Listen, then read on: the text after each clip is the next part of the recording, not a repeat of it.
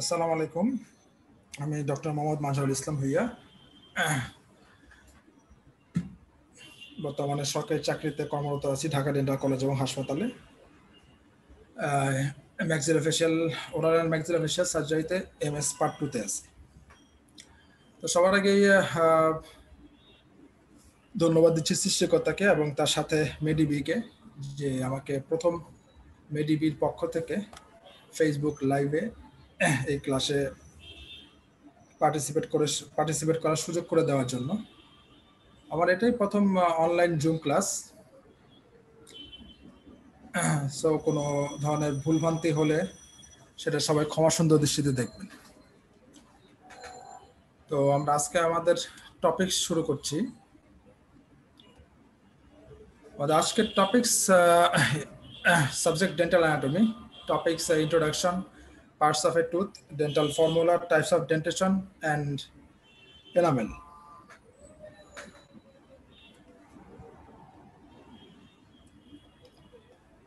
So introduction. A tooth in man consists of 3 hard tissue: enamel, dentin, cementum, surrounding a soft tissue, pulp. The pulp is surrounded by dentin on all sides except the apical foramen, where it is continuous with the periodontal soft tissue. Dentin forms the bulk of the tooth, but it is not exposed outside. A part of the tooth is covered by enamel and the rest is covered by cementum. So this is a cross section of a tooth. এখানে দাঁতের বিভিন্ন layer identify করা আছে, যেমন most outer structure enamel. এনামেলের নিচে একটা distinct layer আমরা দেখতে পাচ্ছি, সিমেন্টাম। তার নিচে হচ্ছে লাগে পাল্প, তার নিচে cementum, periodontal ligament, nerve and blood supply. যেটা আমরা বললাম যে দাঁতের আসলে 3টা হার্ড স্ট্রাকচার থাকে, এনামেল, ডেন্টিন এবং হচ্ছে লাগে সিমেন্টাম। এবং এই এনামেল, ডেন্টিন, সিমেন্টাম এটা পাল্পকে তারা সারাউন্ড করে থাকে। দাঁতের যে পোর্শনটুকু হচ্ছিল আমরা বাইরের দিকে দেখতে পাই, ঠিক আছে, সেটা পুরোটা কাভার থাকে এনামেল দিয়ে, আর rest of the portion cover থাকে লাগে সিমেন্টাম দিয়ে।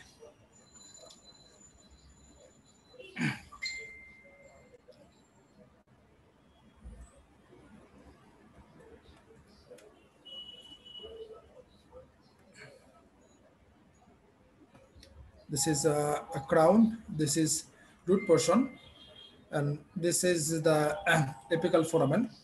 যেটা আমরা পূর্বে বলেছি the pulp is surrounded by the dentin on all sides except the apical foramen, where it is continuous with periodontal ligament. So the part covered by enamel is known as crown, and the part covered by cementum is known as the root. The line of the junction of crown and root is known as the cemento-enamel junction or the cervical line. Like as this is the crown and this is the root. The junction between the crown and root, it is known as the cemento-enamel junction or the cervical line. The part of the root area immediately adjacent to the crown is called the neck of the teeth. একটা দাঁতের 3টা part থাকে, আমরা বলি এটা হলো crown আর root. আর crown আর রুটের যে মিটিং পয়েন্ট বা মাঝখানে যে স্পেসটা ইমিডিয়েটলি যেটা রুটের সাথেই থাকে সেটাকে আমরা বলি neck. So crown always oral ক্যাভিটিতে এক্সপোজ থাকে এবং রুট হচ্ছে গিয়ে আপনার আমাদের হচ্ছে ইয়েতে থাকে, বনি সকেটে থাকে, এবং রুট সকেট অ্যাটাচমেন্ট থাকে ফাইব্রাস লিগামেন্ট এবং পেরিওডন্টাল লিগামেন্ট দ্বারা। This is the periodontal ligament. This is the socket alveolar bone.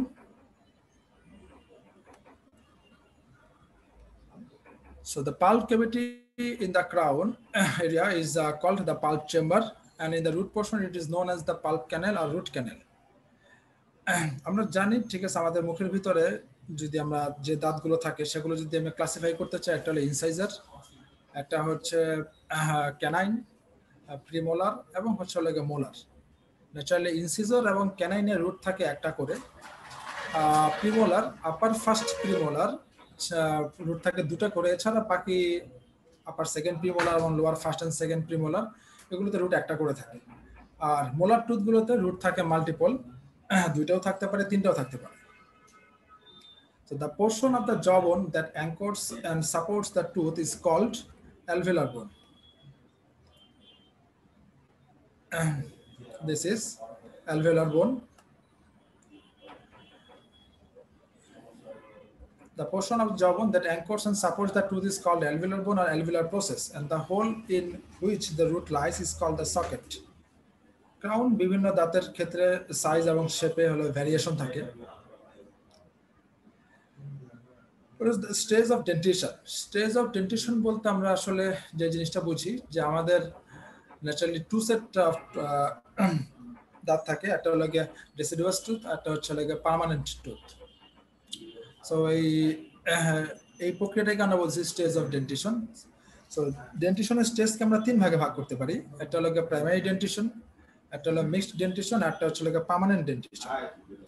Primary dentition যেটা আসলে শুরু হবে জন্মের 6 মাস পর থেকে 6 বছর পর্যন্ত। তো এই সময়ে অনলি মুখের ভিতরে হলো গিয়ে দুধ দাঁত থাকবে বা ডেসিডুয়াস টুথ থাকবে। আমরা জানি ডেসিডুয়াস টুথ হচ্ছে লাগে 20 নাম্বার।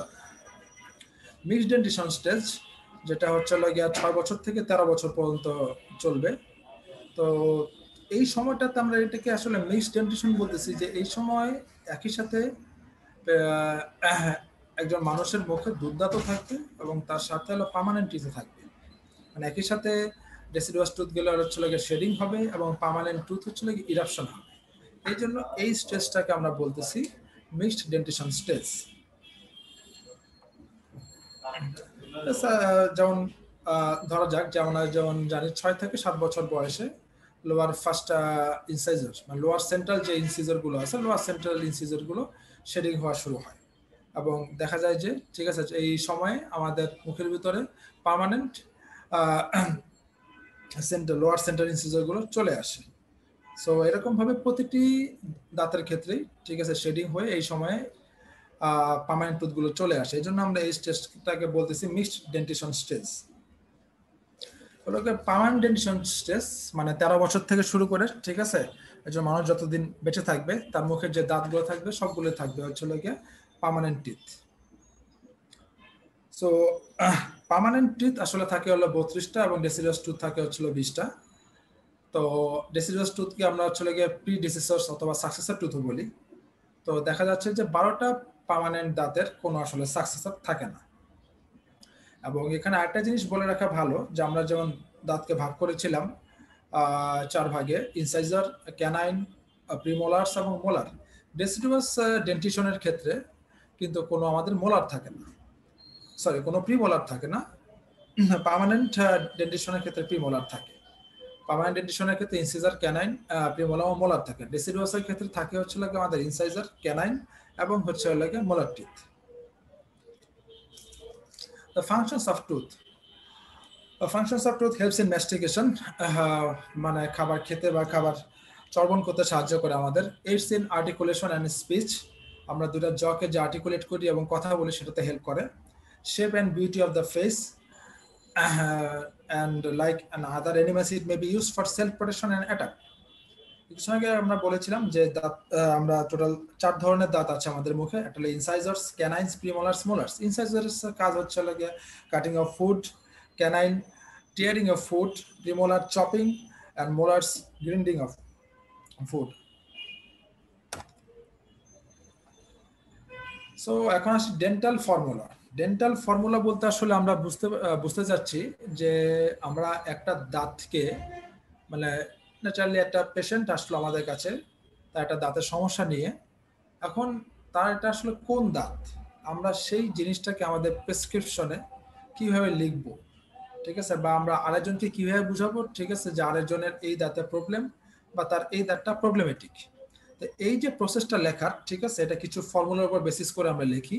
তো এটাকে আমরা বলতেছি ডেন্টাল ফর্মুলা। তো ডেন্টাল ফর্মুলার ভিতরে খুব অনেকগুলো সিস্টেম আছে। খুব কমনলি আমরা যেগুলো ইউজ করি একটা হচ্ছে লাগে পালমার্স নোটেশন, একটা হচ্ছে ইউনিভার্সাল সিস্টেম, একটা হচ্ছে লাগে FDI notation system. So most commonly আমরা ইউজ করি পালমার্স নোটেশন।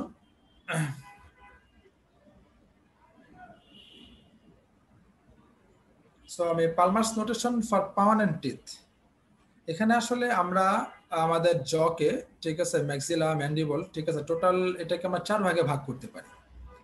একটা হলো 4 ভাগে ভাগ করতে আমাদের সেগমেন্টটা, প্রথম সেগমেন্ট শুরু হবে আপার রাইট, মানে ম্যাক্সিলারি রাইট, ঠিক আছে। সেকেন্ড সেগমেন্টটা হবে হচ্ছে লাগিয়া আপার লেফট, মানে ম্যাক্সিলারি লেফট। থার্ড সেগমেন্ট হবে ম্যান্ডিবুলার লেফট, এবং ফোর্থ সেগমেন্ট হবে ম্যান্ডিবুলার রাইট, মানে লোয়ার রাইট।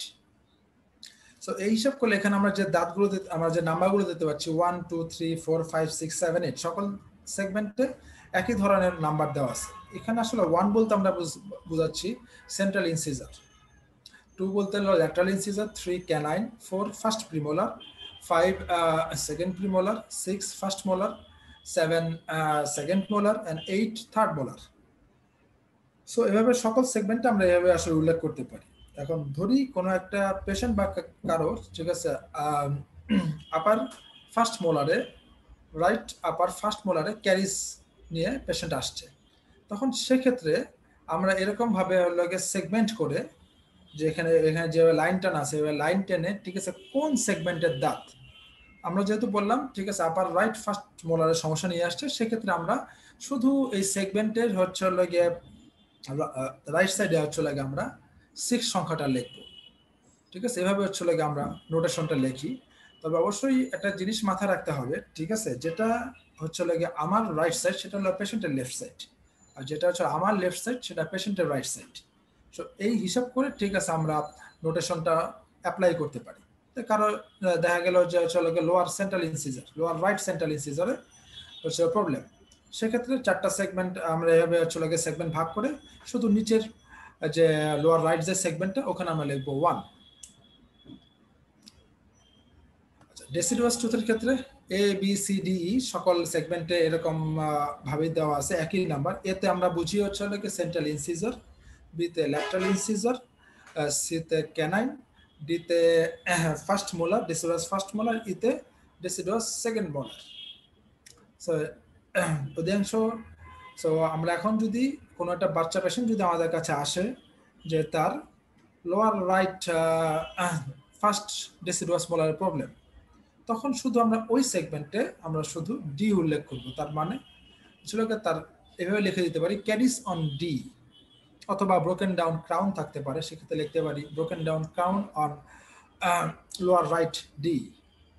যখন আমরা এরকম সেগমেন্ট টেনে শুধুমাত্র ডি কথাটা, মানে ডি অক্ষরটা লিখব। এখন আসছে second system, universal system. Universal সিস্টেমে এই যে একইভাবে সেগমেন্ট করা, ঠিক আছে, যে আপার রাইট, আপার লেফট, লোয়ার রাইট। ইউনিভার্সাল সিস্টেমে আসলে গিয়ে আমরা বললাম যে পার্মানেন্ট টুথ হচ্ছে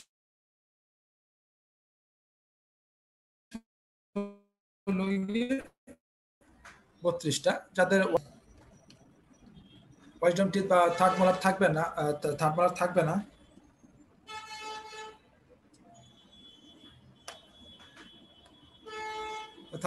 না, সেক্ষেত্রে 28ও হতে পারে।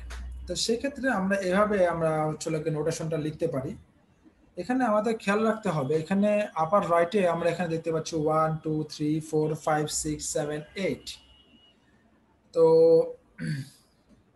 এখানে 1টা হচ্ছে গিয়ে একদম লাস্টে যে দাঁতটা থাকবে, অর্থাৎ যেহেতু আমরা ধরে নিচ্ছি তার হচ্ছে গিয়ে থার্ড মোলার আছে, সেতে upper third molar, upper right third molar হলো 1 নাম্বার টিথ, 2 নাম্বার হচ্ছে গিয়ে upper right second molar, 3 number হচ্ছে গিয়ে ফার্স্ট মোলার, 4 হচ্ছে গিয়ে সেকেন্ড প্রিমোলার, 5 ফার্স্ট প্রিমোলার, 6 হলো canine, 7 central lateral incisor, 8 central incisor. So অনুরূপভাবে 9 আবার হলো central incisor, 10 lateral incisor, 11 canine, 12 first premolar, 13 second premolar, 14 first molar, 15 second molar, 16 third molar. অনুরূপভাবে নিচ থেকে শুরু হলে 17 হচ্ছে লাগে lower third molar, lower left third molar. তো এইভাবে করে আমরা 32 পর্যন্ত হচ্ছে লাগে আমরা আসতে পারি। সো এখন যদি কেউ ইউনিভার্সাল সিস্টেমে যদি লেখে যে 32 number universal system notation system 32, যদি এই কথাটা লেখা থাকে, তার মানে বুঝে নিতে হবে যে তার লোয়ার রাইট থার্ড মোলারের প্রবলেম। কেউ যদি লেখে ঠিক আছে 13, হ্যাঁ, তাহলে বুঝে নিতে হবে তার আপার লেফট সেকেন্ড প্রিমোলারের প্রবলেম। ওকে, এরপরে আসতেছি যে প্রাইমারি টুথ। প্রাইমারি টুথের ক্ষেত্রে হচ্ছে হলো আমরা কীভাবে লিখতে পারি। প্রাইমারি টুথের ক্ষেত্রে আমার যেহেতু বলতেছি প্রাইমারি টুথ থাকে 20টা, তো সেক্ষেত্রে ইংলিশ অ্যালফাবেটে এ থেকে টি পর্যন্ত টোটাল 20টা সংখ্যা। তো এখানে এতে হচ্ছে হলো গিয়ে আবার রাইট এতে হচ্ছে হলো গিয়া second molar, second deciduous molar, বিতে ফার্স্ট ডেসিডুয়াস মোলার, সিতে ক্যানাইন, ডিতে ফার্স্ট দিতে ল্যাটারাল ইনসিজার, ইতে সেন্ট্রাল ইনসিজার, এফতে সেন্ট্রাল ইনসিজার, জিতে ল্যাটারাল ইনসিজার, এইচতে ক্যানাইন, আইতে ফার্স্ট ডেসিডুয়াস মোলার, জেতে হচ্ছে সেকেন্ড ডেসিডুয়াস মোলার। ওকে, তো আমরা যেই মানে যত নোটিশ যে 3টা নোটেশন সিস্টেম ব্যবহার করি না কেন, আমাদের সেগমেন্ট ওয়াইজ ভাগ কিন্তু সবসময় একই থাকবে, যে আপার রাইট, আপার লেফট, লোয়ার রাইট। ব্যাপারটা আমরা মনে রাখতে পারি ক্লকওয়াইজ, আপার রাইট থেকে ক্লকওয়াইজ দিয়ে শুরু হবে, ঠিক আছে, আপার রাইট, আপার লেফট, লোয়ার রাইট হয়ে শেষ হবে। হচ্ছে লাগে এফডিআই নোটেশন মেথড। এতে হচ্ছে হলো গিয়ে একইভাবে আমরা 4টা সেগমেন্টই রাখবো, তবে এক্ষেত্রে হচ্ছে হলো গিয়ে আপার রাইট, আপার লেফট, লোয়ার রাইট, এই প্রতি সেগমেন্টকে ধরেন আপার রাইট সেগমেন্টকে আমরা ধরবো 1 নাম্বার সেগমেন্ট, আপার লেফটটাকে আমরা ধরবো 2 নাম্বার সেগমেন্ট, লোয়ার লেফটটাকে আমরা ধরবো 3 নাম্বার সেগমেন্ট, লোয়ার রাইটটাকে আমরা ধরবো 4 নাম্বার সেগমেন্ট। তো দাঁতের যে নাম্বার সেটা ওই পালমার্স নোটেশনের মতো একই থাকবে, যে 1 মানে সেন্ট্রাল ইনসিজার, 2 মানে ল্যাটারাল ইনসিজার, 3 মানে ক্যানাইন, 4 হচ্ছে ফার্স্ট প্রিমোলার, 5 হলো second premolar, 6 first molar, 7 second molar, আর 8 থার্ড মোলার। ওকে, দেখবেন মানে সবগুলো সেগমেন্টে এভাবেই এই নাম্বারিংটাই চলবে। তো এফডিআই নোটেশন এবং হচ্ছে পালমার্স নোটেশনের মধ্যে দাঁতের নাম্বারে মিল থাকবে, কিন্তু পালমার্স নোটেশনের যেখানে আমরা কোনো সেগমেন্ট নাম্বার দিই নেই, এফডিআই নোটেশনে এখানে সেগমেন্ট নাম্বার থাকবে। আপার রাইট হলো segment number 1, upper left segment number 2, lower left segment number 2, 3 এবং লোয়ার রাইট হলো সেগমেন্ট নাম্বার 4। সো প্রাইমারি টুথের ক্ষেত্রে আমরা এই 4-এর পর থেকে শুরু করব, অনুরূপভাবে 4টা সেগমেন্ট 5, 6, 7, 8, দাঁতের নাম্বার সেই একই থাকবে, ঠিক আছে, 1, 2, 3, 4, 5, মানে 1 number central, 2 number lateral, 3 number canine, 4 number first deciduous molar, 5 number second deciduous molar.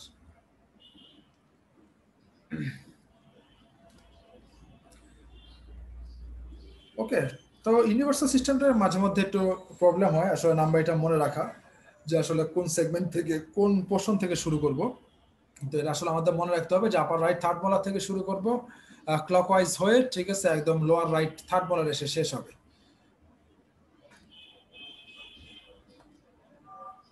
দাঁতের সারফেস আমরা জানি দাঁতের হচ্ছে লাগে একদম মোস্ট যেটা বাহিরের দিকে ইনসাইজারের ক্ষেত্রে যে সারফেসটা থাকে সেটাকে আমরা সবাই ফেশিয়াল সারফেস বলি, বা ভেস্টিবুলার, যেহেতু ভেস্টিবুলের সাথে থাকে ভেস্টিবুল সারফেস বলি। ফেশিয়াল বা ভেস্টিবুলার সারফেসের অপোজিটে যে সারফেসটা থাকে সেটাকে আমরা প্যালাটাল বলি। আপার হলে প্যালাটাল সারফেস, লোয়ার হলে লিঙ্গুয়াল সারফেস, মানে জিহ্বা যেদিকে থাকে সেই সারফেসটাকে আমরা বলি লিঙ্গুয়াল সারফেস।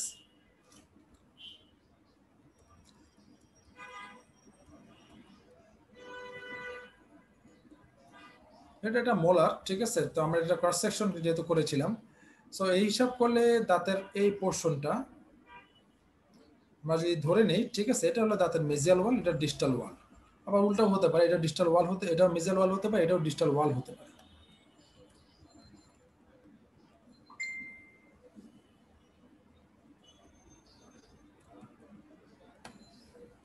আর একদম ইনসিজার টুথের একদম নিচের দিকে একদম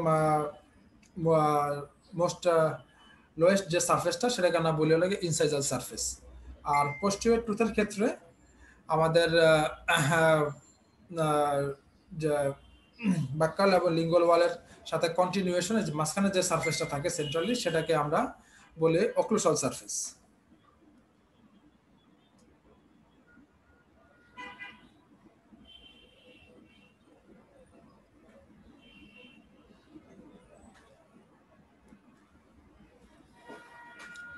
এরপর আসি অ্যানাটমিক্যাল অ্যান্ড ক্লিনিক্যাল ক্রাউন। এটা নিয়ে আসলে একটা কনসেপশনের মাঝে মধ্যে প্রবলেম হয়। অ্যানাটমিক্যাল ক্রাউন বলতে আমরা বুঝি ক্রাউনের যতটুকু পোর্শন, ঠিক আছে, গ্রসলি দেখা যায়, মানে আমরা হাসি দিলে বা আমরা কথা বলার সময় বা আমাদের মুখে ক্রাউনের যতটুকু পোর্শন আছে এটাকে আমরা বলি হচ্ছে লাগে অ্যানাটমিক্যাল ক্রাউন। কিন্তু ক্রাউন তো নিচের দিকে, আমরা বলি আগেও বলছি যে ক্রাউন এবং রুটের মাঝখানে আমাদের নেক থাকে। তো একদম রুটের রুট শুরু হওয়ার আগ পর্যন্ত কিন্তু পুরোটাই ক্রাউন। দেখা যায় যে ওই জায়গাতে জিঞ্জিভা থাকে, যার কারণে নেকটা আমাদের পুরোপুরি এক্সপোজ থাকে না, নেকটা আমরা পুরোপুরি দেখতে পারি না।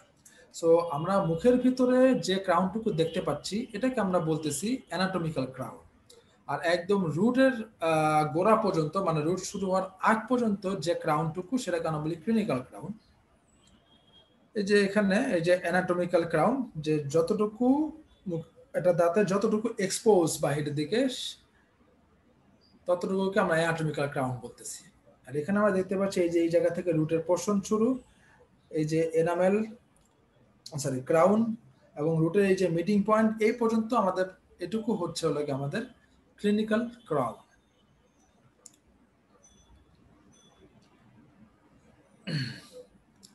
ওকে, এই ছিল আমাদের ইন্ট্রোডাকশন। এখন হচ্ছিল আমাদের আরেকটা টপিক ছিল এনামেল। আমরা বলেছিলাম যে দাঁতের তিনটা যে হার্ড স্ট্রাকচার থাকে, তা এনামেল, ডেন্টিন এবং হচ্ছে হলো গিয়ে সেমেন্টাম। তো এর মধ্যে হচ্ছে হলো গিয়ে এনামেল হচ্ছে হলো গিয়ে সবচেয়ে হার্ড স্ট্রাকচার। এনামেল শুধু দাঁতের ক্ষেত্রে না, পুরো বডির সবচেয়ে হার্ড স্ট্রাকচার। এবং এনামেল একই সাথে হচ্ছে আগে highly mineralise structure, covering the anatomic crown of the tooth. মানে আমরা দাঁতের যে পোর্শনটুকু আমরা মুখে দেখতে পাচ্ছি, মুখে ভিজিবল, এই পুরো পোর্শনটুকু কভার করে থাকে আমাদের এনামেল। সো এনামেলের কিছু প্রপার্টিস আছে, ফিজিক্যাল ক্যারেক্টারিস্টিক্স আছে। এক নাম্বার হচ্ছে density. Density decreases from the surface of the enamel to dentino-enamel junction. Surface of enamel বলতে একদম হচ্ছে যেটুকু আমরা, যে ক্রাউনটুকু আমরা মুখে দেখতে পাচ্ছি, সেই সারফেসটাকে আমরা বলতেছি হচ্ছে লাগে এক্সটার্নাল সারফেস অফ ক্রাউন অথবা সারফেস অফ এনামেল।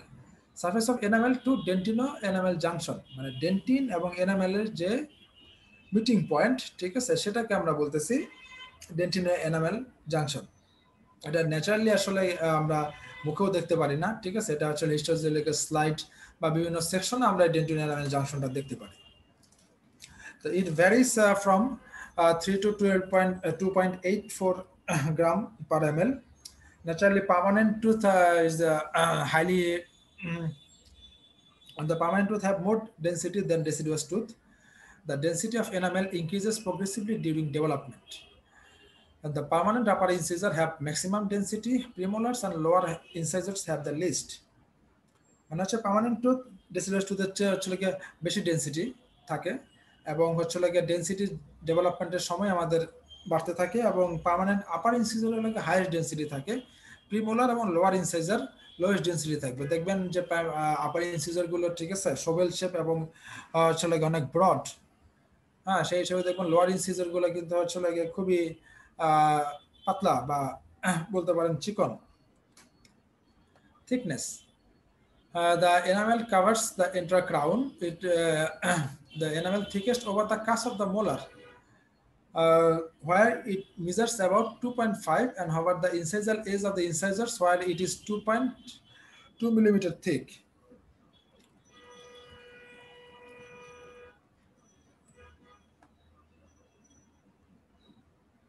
ন্যাচারালি এটাকে আমরা বলি, ঠিক আছে, এটাকে আমরা কাস্প ধরি, এটাকেও যদি হচ্ছে আমরা একটা কাস্প ধরি, ঠিক আছে, এইটাকে আমরা বলি টিপ অফ দ্য কাস্প। সো এই টিপ অফ দ্য কাস্পে এনামেলের থিকনেস হচ্ছে সবচেয়ে বেশি থাকে। আর ইনসাইজাল এজ, ঠিক আছে, ইনসাইজাল এজ যেটা একদম চিকন, ঠিক আছে, সেখানে আসলে থাকে 2 millimetre. So it thins down to the knife edge at the cervical margin. যেটা বলছিলাম যে আমাদের ক্রাউন এবং রুটের যে মিটিং পয়েন্টটা, সেটাকে আমরা বলতেছিলাম যে সিনোমেন্টাল এনামেল জাংশন বা সার্ভাইকাল মার্জিন। ওখানে এটা নাইফ এজ, মানে ছুরির ফলার মতো থাকে আর কি। কালার, ঠিক আছে, এনামেল ইজ সেমি ট্রান্সলুসেন্ট। দেখা যায় the colour depends on it's thickness. Naturally bluish white or grayish at the thick opaque areas, yellowish white in the thin areas, reflecting underlying dentin. তো দেখা যায় যে বয়স বাড়ার সাথে সাথে, ঠিক আছে, ট্রান্সলুসেন্সি কমতে থাকে এবং হচ্ছে আমাদের ক্রাউন বা এনামেল পোর্শনটুকু ডার্কেনিং হতে শুরু করে।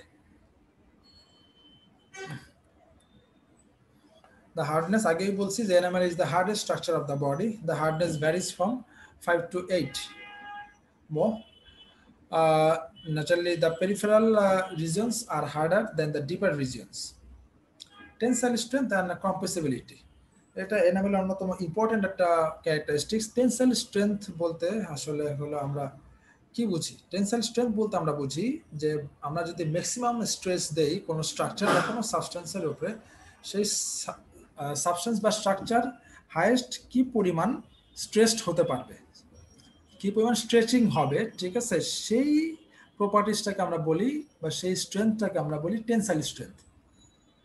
আমি আবার বলতেছি যে ম্যাক্সিমাম স্ট্রেস বা ম্যাক্সিমাম প্রেশার দিলে একটা সাবস্টেন্স বা একটা স্ট্রাকচার হাইয়েস্ট কি পরিমাণ স্ট্রেচিং হবে, এই প্রপার্টিসটাকে আমরা বলি টেনসাইল স্ট্রেংথ। সো যার টেনসাইল স্ট্রেংথ যত লাগে বেশি সে তত বেশি ইলাস্টিক, যার টেনসাইল স্ট্রেংথ যত কম সে তত কম ইলাস্টিক এবং রিজিড। আর আরেকটা হচ্ছে লাগে ইলাস্টিক মডুলাস অফ হলো গিয়ে এনামেল। ইলাস্টিক মডুলাস বলতে আমরা যেটা বুঝি যে একটা স্ট্রাকচারের উপরে আমরা স্ট্রেস দিলাম, তো সেটা আপনার ইলাস্টিক্যালি ডিফর্ম হওয়া থেকে নিজেকে কতটুকু রেজিস্ট্যান্ট করতে পারবে, মানে একটা ম্যাটেরিয়াল বা একটা স্ট্রাকচার বা একটা সাবস্টেন্স ইলাস্টিক্যালি ডিফর্মড হওয়া থেকে নিজেকে কতটুকু রেজিস্ট করতে পারবে, এই প্রপার্টিসটাকে আমরা বলতেছি ইলাস্টিক মডুলাস। এখন দেখা যায় যে যেটা যার ইলাস্টিক মডুলাস যত হচ্ছে লাগে কম, হ্যাঁ, সে তত হচ্ছে লাগে নন ব্রিটল হয়, যার ইলাস্টিক মডুলাস যত বেশি সে তত বেশি ব্রিটল হয়।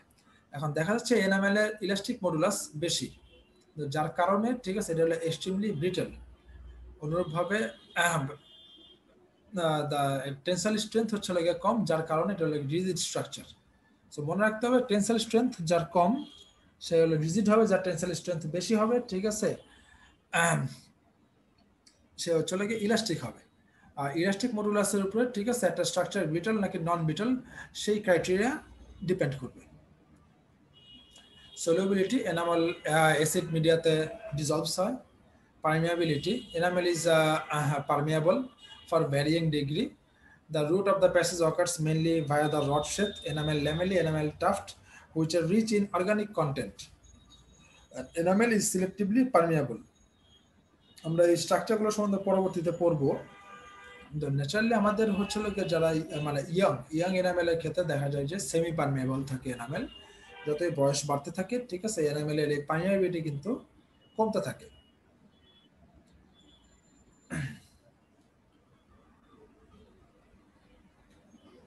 এরপর আসি chemical composition. Enamel is composed of inorganic, organic and water. এখানে ইনঅর্গানিক কথাটা উল্লেখ করা হয় নাই ফার্স্টের লাইনে। সো ইনঅর্গানিক কন্টেন্ট থাকবে 96% বাই ওয়েট, অর্গানিক কন্টেন্ট থাকবে 0.5% বাই ওয়েট, আর ওয়াটার থাকবে 4%। সো অর্গানিক কম্পোজিশন বলতে আমরা মেইনলি এখানে বুঝি যে কোনো একটা স্ট্রাকচার অর্গানিক কম্পোজিশন বলতে সেখানে আসলে কি প্রোটিন, কার্বোহাইড্রেট, লিপিড, সিট্রেট এগুলো আমরা বুঝি। তো এনামেলের অর্গানিক কন্টেন্টের প্রায় পুরোটুকুই হচ্ছে অধিকাংশটুকুই হচ্ছে প্রোটিন। তো আমরা এনামেলের কিছু প্রোটিনের নাম জানি, ঠিক আছে, অ্যামিলোজেনিন, এনামেলিন, টাফটেলিন। সেখানে আমরা দেখতে পাচ্ছি যে একটা 1% বাই ওয়েটের ক্ষেত্রে দেখা যাচ্ছে 0.4% থাকতেছে প্রোটিন, আর 0.6% হচ্ছে হলো গিয়ে কার্বোহাইড্রেট, লিপিড এবং হলো গিয়ে citrate.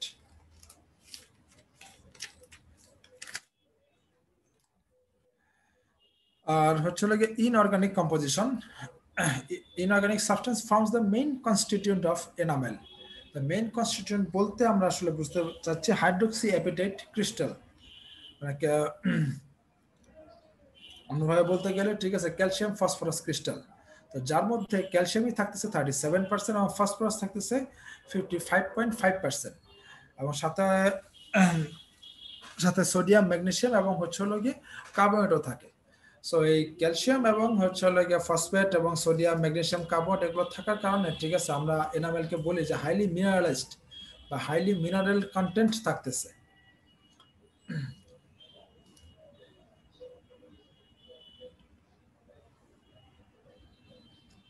So highly mineral content আমরা আগে বলছি যে এনামেল এক্সট্রিমলি রিজিড থাকার কারণে এনামেলের ব্রিটল টেন্ডেন্সি হলো গিয়ে বেশি। তো যে কারণে এনামেল এর ইন্টিগ্রিটি মেনটেন করার জন্য আমাদের একটা আন্ডারলাইনিং একটা স্ট্রাকচার যেমন ডেন্টিন এই লেয়ারটা খুব নেসেসারি যে এনামেল এর এই ইন্টিগ্রিটিটা মেনটেন করার জন্য।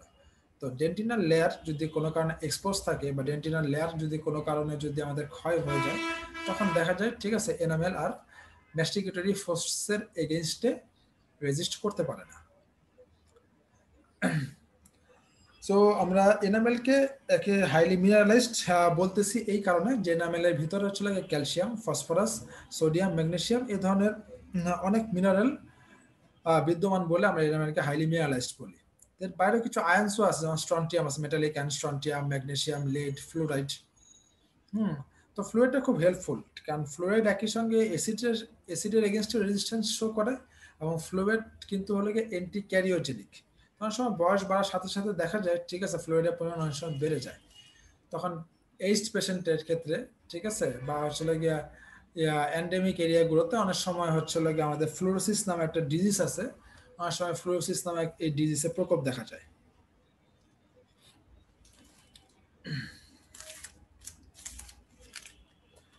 সো এনামেলের স্ট্রাকচারের ভিতরে আমরা যেটা দেখতে পাচ্ছি রডস আছে, rod Sheth, interprismatic by inter-rod substance, striation, Hunter's cruiser band, incremental line of Regius, enamel tufts, enamel spindle, enamel lamellae, enamel cuticle, and dentin enamel junction. So এটা এনামেলের স্ট্রাকচারের ফান্ডামেন্ট হচ্ছে হলো গিয়ে মেইনলি আমরা বলি তিনটা স্ট্রাকচার, অনেকে দুটো স্ট্রাকচারও বলে। একটা হচ্ছে হলো গিয়ে রড শেথ, আর হচ্ছে হলো গিয়ে ইন্টারপ্রিজমেটিক সাবস্টেন্স বা ইন্টার-রড সাবস্টেন্স। তারপর আসে হাইপোক্যালসিফাইড এরিয়াস। আচ্ছা, ক্যালসিফাইড বা ক্যালসিফিকেশন বলতে আসলে আমরা কি বুঝি? ক্যালসিফিকেশন কথার মধ্যে অনেকটা অর্থ নিহিত, যে ক্যালসিয়াম, ঠিক আছে, ক্যালসিয়াম থেকে লাগে ক্যালসিফিকেশন মানে হচ্ছে যে একটা টিস্যু অথবা একটা সাবস্টেন্স হার্ডেনিং হবে by deposition or conversion into calcium carbonate or some other insoluble calcium component, অর্থাৎ ক্যালসিয়াম ডিপোজিশন হওয়া অথবা ঠিক আছে কোনো কিছু কনভার্ট হয়ে ক্যালসিয়াম কার্বনেট ফর্মে অথবা ইনসলিউবল ক্যালসিয়াম কম্পোনেন্ট ফর্মে ডিপোজিট হওয়াটা কি আমরা বলতেছি ক্যালসিফিকেশন। তার মানে হচ্ছে হলো গিয়ে যেখানে হচ্ছে হলো গিয়ে আমাদের একটা জিনিস মনে রাখতে হবে যে ক্যালসিয়াম কার্বনেট কি ইনঅর্গানিক কম্পোনেন্ট। তার মানে কি ইনঅর্গানিক কম্পোনেন্ট যত বেশি থাকবে, ক্যালসিয়াম কার্বনেট যত বেশি থাকবে, ওই স্ট্রাকচার তত বেশি ক্যালসিফাইড।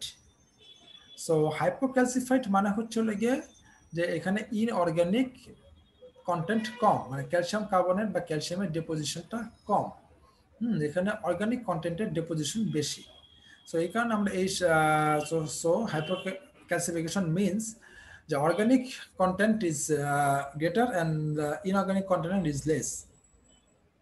So এনামেলের ভিতরে এরকম হাইপোক্যালসিফাইড এরিয়াস আছে rod Sheth, incremental lines of Regius, enamel tufts, enamel spindle, enamel lamellae and neonatal line. So calcification আবার দুই ধরনের, একটা হলো ফিজিওলজি, একটা হলো প্যাথোলজিক। ন্যাচারালি টুথ স্ট্রাকচারে যেটা হচ্ছে সেটা হচ্ছে ফিজিওলজিক ক্যালসিফিকেশন। প্যাথোলজিক ক্যালসিফিকেশন সেটা আবার দুই ধরনের, ডিস্ট্রফিক অ্যান্ড মেটাস্ট্যাটিক ক্যালসিফিকেশন। কিন্তু আমরা এখানে আসলে ফিজিওলজিক্যাল ক্যালসিফিকেশন নিয়ে কথা বলতেছি। হাইড্রক্সিঅ্যাপিটাইট ক্রিস্টাল, যেটা কিছু আগে বললাম যে ন্যাচারালি হাইড্রক্সিঅ্যাপিটাইট ক্রিস্টাল হচ্ছে লাগিয়া এনামেল রডস এর লং এক্সিসের প্যারালালি থাকে, length 0.05 to 1 micrometre, wide 9 micrometre and pyramid shape বা হেক্সাগোনাল যে কোনো শেপই আমরা বলতে পারি। সো আমরা এনামেল রডসটা হচ্ছে এনামেলের স্ট্রাকচারাল ইউনিট, আর এনামেল রডের স্ট্রাকচারাল ইউনিট হচ্ছে হলো গিয়ে আমাদের হাইড্রক্সিঅ্যাপিটাইট ক্রিস্টাল। আমরা বলি ন্যাচারালি সিলিন্ড্রিক্যাল, পিরামিডিক্যাল অথবা হেক্সাগোনাল অথবা রিবন শেপড অনেকগুলা ক্লোজলি প্যাকড হাইড্রক্সিঅ্যাপিটাইট ক্রিস্টাল একটা গ্রুপ আকারে ফর্ম করে হলো গিয়ে রড বা ইন্টার-রড সাবস্টেন্স। সো যেটা আমরা বুঝতে পারতেছি যে অনেকগুলো হাইড্রক্সিঅ্যাপিটাইট ক্রিস্টাল মিলে হচ্ছে হলো গিয়ে রড, অনেকগুলো রড মিলে হচ্ছে হলো গিয়ে আমাদের enamel. So hydroxyapatite crystal is the structure unit of rods, enamel rods, আর enamel rods is the structural unit of enamel. Okay, so in longitudinal section বলতে আসলে আমরা যেটা বুঝি যে একটা স্ট্রাকচার বা একটা দাঁতকে যদি লং এক্সিস বরাবর যদি সেকশন করা হয়, টুথের লং এক্সিস বরাবর সেকশন, টুথের লং এক্সিস হচ্ছে লাগে যদি আমরা একটা ইনসিজার টিথে ইনসিসাল এজের মাঝখান দিয়ে একদম রুটের এপিক্যাল ফোরামেন বরাবর যে এক্সিস সেটাকে আমরা বলি হচ্ছে লাগে লং এক্সিস।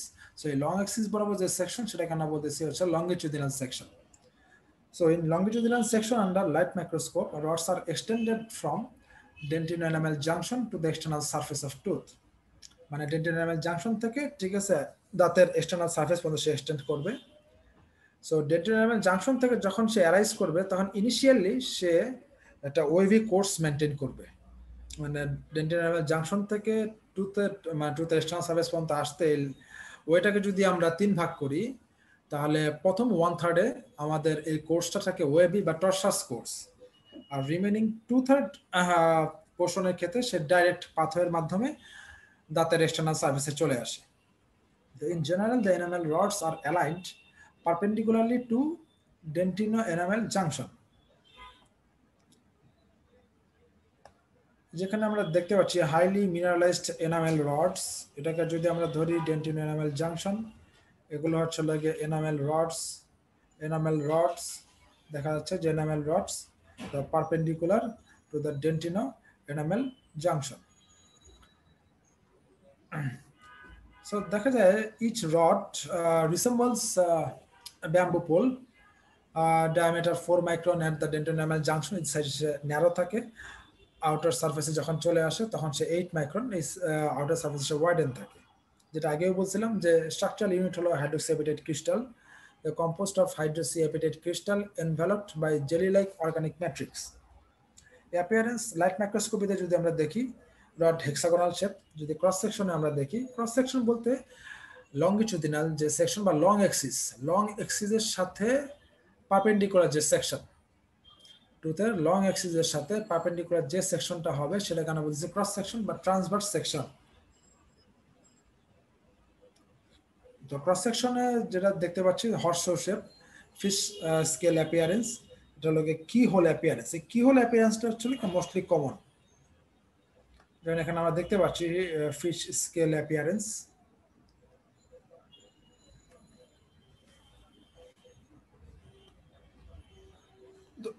একটু সামনে একটা ছবি আমরা দেখে আসবো। এই যে এখানে আমরা যে স্ট্রাকচার দেখতে পাচ্ছি, ঠিক আছে, এই যে দেখতে একটা ব্যাম্বু পোল, এবং এই যে পাশাপাশি অ্যাডজেসেন্ট এনামেল রোডগুলো একটা ইন্টারওভেন নেটওয়ার্কে তারা অ্যারেঞ্জড থাকে।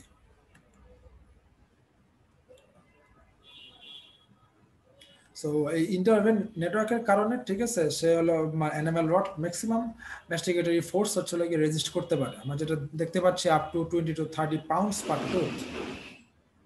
So for masticatory force and for mastication, enamel rods is the highly important structure for a tooth and for a man.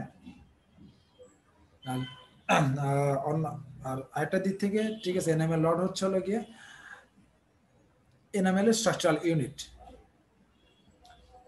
So enamel rod যদি আমরা হচ্ছে হলো গিয়ে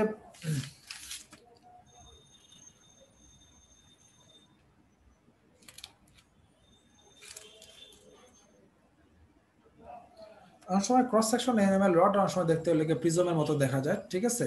তো এই জন্য অনেকে আমরা এনামেল রডটাকে অনেকে আমরা আসলে এনামেল প্রিজম বলে থাকি। হ্যাঁ, so enamel prism enamel rod আলাদা কোনো হলো স্ট্রাকচার না, ঠিক আছে, দুটো হলো একই স্ট্রাকচার।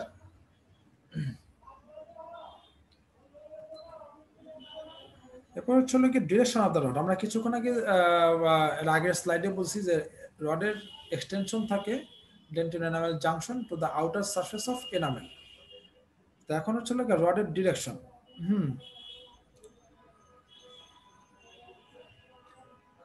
এখানে আমরা দেখতে পাচ্ছি যে পার্মানেন্ট টুথে rod areas are directed apically and are an acute angle in the dentino-enamel junction in cervical areas. কথাটা লেখা হয় নাই, In deciduous tooth, the rods are oriented perpendicular to dentine-enamel junction in cervical areas and parallel to occlusal surface. এটা একটা ছবি আছে এই যে আমাদের হলো গিয়ে পার্মানেন্ট টুথ, এই যে এখানে যে এনামেল রডগুলো দেখবেন একটু বাঁকা, তার মানে এই যে এনামেল রডগুলো এগুলো হচ্ছে কি এপিক্যালি ডিরেক্টেড এপিক্যালি।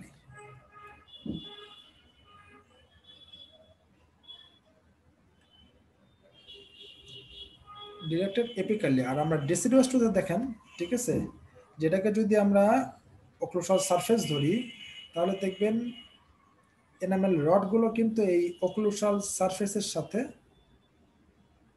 প্যারালাল এবং ডেন্টিন এনামেল জাংশনের সাথে পারপেন্ডিকুলার। যে dentine enamel junction, dentine pulp যেটা হলো ডেন্টিন, ঠিক আছে, এনামেল। সো যেখানে এনামেলের সাথে ডেন্টিন সেটা হলো ডেন্টিন এনামেল জাংশন। এদিকে দেখবেন, ঠিক আছে, যে এই এনামেল রডগুলো ডেন্টিন এনামেল জাংশনের সাথে একটা অ্যাকুট অ্যাঙ্গেল তৈরি করছে, আর এখানে হচ্ছে ডাইরেক্টলি পারপেন্ডিকুলার।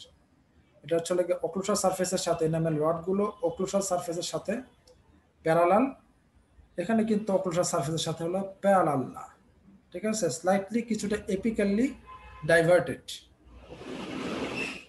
দেখেন স্লাইটলি কিছুটা apically diverted. Okay, in the cervical area মানে নেক পোর্শন থেকে enamel rod runs horizontally to the cervical margin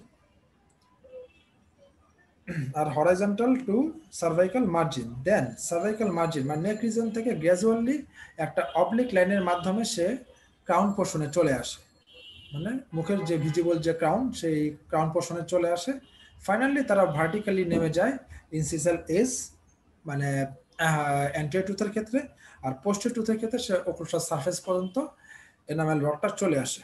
তো মেনলি এটাই হচ্ছিল এনামেল রডের ডিরেকশন, যে সার্ভাইকাল মার্জিন থেকে একটা অবলিক লাইনের মাধ্যমে সে গ্র্যাজুয়ালি ক্রাউন পোর্শনে চলে আসবে, তারপর সেখান থেকে সে ভার্টিক্যালি ইনসিসাল এজ অথবা ওক্লুসাল সারফেসের দিকে চলে যাবে।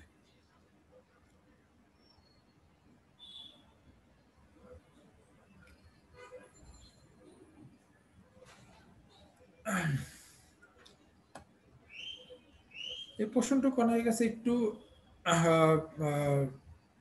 কঠিন লাগতে পারে, চেষ্টা করবো একটু বোঝানোর জন্য। যেখানে যেটা বলা হচ্ছে, the group of rods after leaving dentin enamel junction curve gently to the right and এটাকে আমরা বলছি dextroflexion and then pursue a straight course for a distance and again curve gently to the left, যেটাকে আমরা বলতেছি সিনিস্টারফ্লেকশন forming an arc. সেখানে যে একটা ছবি, এই যে ডেন্টিন এনামেল জাংশন আর এটা লাগে এনামেলের সারফেস বা external surface of the tooth, এখান থেকে এই যে এনামেল রড, এটাও এনামেল রড, এটাও এনামেল রড, এই যে এনামেল রড কিছু দূর উঠে, ঠিক আছে, এরপর হচ্ছে রাইটে রাইট লেগ কার্ভ করে সে একদম স্ট্রেইট চলে গিয়েছে কিছু দূর, এর উপরের এই পোর্শনটুকু দেখেনি, তারপর সে আবার হলো লেফটে গিয়ে, ঠিক আছে, কমপ্লিট একটা আর্ক কমপ্লিট করে। অনুরূপভাবে, ঠিক আছে, এটাকে যদি এই মানে ডেন্টাল জাংশন থেকে এই লাইনটা উঠে স্লাইটলি, ঠিক আছে, লেফটে কার্ভ করে কিছু দূর গিয়ে হচ্ছে স্ট্রেট গিয়ে এনামেল সারফেসের দিকে গিয়ে সে আবার রাইটে টার্ন করে একটা আর্ক কমপ্লিট করে। এই যে এনামেল সারফেস এবং ডেন্টিন এনামেল সারফেস, ঠিক আছে, একই সাথে, হ্যাঁ, এক লেভেলে হচ্ছে আমাদের এইটাকে আমরা বলতেছি ডেক্সট্রোফ্লেকশন, এটাকে আমরা বলতেছি সিনিস্ট্রোফ্লেকশন। এই যে একই লেভেলে একই সাথে ডেক্সট্রোফ্লেকশন এবং একই সাথে সিনিস্ট্রোফ্লেকশন হচ্ছে, মানে এক লেভেলে ডেক্সট্রোফ্লেকশন, অ্যাডজেসেন্ট লেভেলে সিনিস্ট্রোফ্লেকশন হচ্ছে। এই ফেনোমেননটাকে আমরা বলি অপটিক্যাল ফেনোমেনন, এবং এই ফেনোমেননটা আমাদের একটা ইনক্রিমেন্টাল লাইন তৈরিতে হেল্প করে। সেই ইনক্রিমেন্টাল লাইনের নাম হচ্ছে হান্টারস ক্রিজার ব্যান্ড।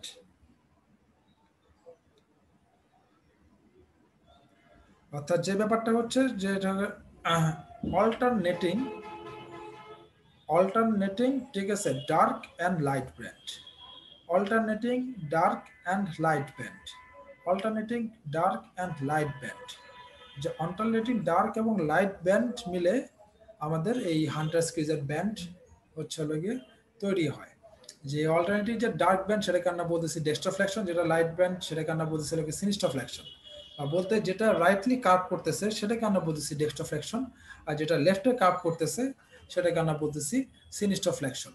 সো এই ফেনোমেননটা বা এই জিনিসটা, ঠিক আছে, ডেন্টাল এনামেল জাংশন এবং এনামেল সারফেস, হ্যাঁ, মানে এটি তো হচ্ছে এনামেল রডের ডিরেকশন ডেন্টাল এনামেল জাংশন থেকে এনামেল সারফেস পর্যন্ত। তো ডেন্টাল এনামেল জাংশন থেকে এনামেল সারফেস পর্যন্ত পুরোটা এরিয়া ধরে এই প্রক্রিয়াটা কন্টিনিউয়াস হতে থাকে। ওকে, এবং এই প্রক্রিয়াটা কন্টিনিউয়াস হওয়ার কারণে আমরা মেস্টিগেটরি ফোর্সের এগেইনস্টে ম্যাক্সিমাম স্ট্রেংথ এবং স্টেবিলিটি পাই। ঠিক আছে, যেই কথাটা এখানে বলছে, this alternate dextroflexion of rods at one level and sinistoflexion at adjacent level are seen throughout the enamel and are believed to provide the greater strength and stability against masticatory force.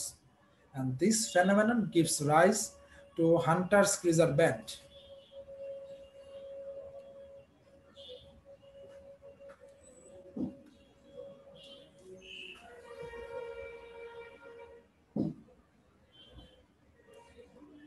ওকে, এরপর আসি হচ্ছে আমার gnarled enamel. Gnarled এনামেলে naturally cervical margin এবং কাস্পে, cervical margin টুথের নেকে এবং কাস্পে this waviness, আমি কথা আসে দিস ওয়েভিনেস বলতে আসলে কি বোঝাচ্ছি, আমরা কিছুক্ষণ আগে বলছিলাম যে এনামেল রডের ডিরেকশন ডেন্টিন এনামেল জাংশন থেকে এনামেল সারফেস পর্যন্ত। এই পার্টটাকে যদি আমরা 3 ভাগে ভাগ করি তাহলে আমরা বলতেছিলাম যে প্রথম 1/3 এই কোর্সটা থাকে ওয়েভি বা টর্সাস। ওকে, সো এইটাই বলা হচ্ছে যে যখন এই ওয়েভিনেসটা ওই সেগমেন্টে বা ওই রিজনে 1/3 পোর্শনে যখন বেড়ে যাবে তখন রডস হলোকে টুইস্টেড হয়ে যাবে, তখন সেই টুইস্টেড রডটাকে আমরা বলতেছি নার্লড এনামেল। সিগনিফিকেন্স কি, ঠিক আছে, স্ট্রেংথ অফ এনামেল ইনক্রিজ করে। যেমন আমরা যেখানে দেখতে পাচ্ছি ক্রস সেকশনাল রডস, ঠিক আছে, লঙ্গিচুডিনাল রডস, কিন্তু এই পোর্শনে, ঠিক আছে, আমরা একটু হ্যাজি দেখতে পাচ্ছি। ঠিক আছে, মনে হচ্ছে যে ক্রস সেকশনাল লটস আর লঙ্গিচুডিনাল লটস, ঠিক আছে, হ্যাঁ, একসাথে হয়ে গেছে। তার কারণটা হচ্ছে এই যে ওয়েভিনেসটা হচ্ছে ইনক্রিজ থাকার কারণে, যে এই মানে এনামেলের যে 1/3 যে পাথওয়ে, এনামেল রডের যে 1/3 পাথওয়ে, সেই 1/3 পাথওয়েতে আমাদের এই ওয়েভিনেসটা ইনক্রিজ হয়ে যাওয়ার কারণে রড টুইস্টেড হয়ে গেছে। টুইস্টেড হয়ে যাওয়ার কারণে আমাদের এই স্ট্রাকচারটার উৎপত্তি হয়েছে, যেটার নাম আমাদের বলতেছি নাল্ড এনামেল। এরপরে আসি হচ্ছিল কি আমাদের ক্রস স্ট্রিয়েশন। এখানে আমরা আগেও বলছিলাম এগুলো সব যে এনামেল রড, ব্যাম্বো পোল। তো প্রতিটা এনামেল রড আমরা বলি যেটা ইউনিফর্ম লেন্থ থাকে 4 মাইক্রোমিটার। এই যে প্রতিটা এনামেল, এই যে ব্যাম্বো পোলের প্রতিটা মাথায় যে dark dark dark dark spot দেখা যাচ্ছে, এটা কি, এটাকে আমরা বলি স্ট্রিয়েশন, ক্রস স্ট্রিয়েশন। যে enamel rod is built up of segment of uniform length of about 4 micrometre separated by dark lines that give it a striated appearance. অর্থাৎ, ঠিক আছে, প্রতিটা এনামেল রডের যে ইউনিফর্ম লেন্থ 4 মাইক্রোমিটার থাকবে, 4 মাইক্রোমিটার ইন্টারভালে আমাদের একটা ডার্ক লাইন অ্যাপিয়ার হবে, যেটা আমাদেরকে একটা স্ট্রিয়েটেড অ্যাপিয়ারেন্স দিবে, এবং এই জিনিসটাকে আমরা বলতেছি cross striation. More visible by action of mild acid. এখন কথা হচ্ছে স্ট্রিয়েশন কেন হয়, ঠিক আছে। তো আমাদের যেহেতু হচ্ছে এনামেল ফর্মেশন হচ্ছে, ঠিক আছে, তো ডেইলি আমাদের একটা ম্যাট্রিক্স ডিপোজিশন হয়, তো ডেইলি ইউনিট ম্যাট্রিক্স ডিপোজিশনের কারণে আমাদের স্ট্রিয়েশন ফর্ম হতে পারে।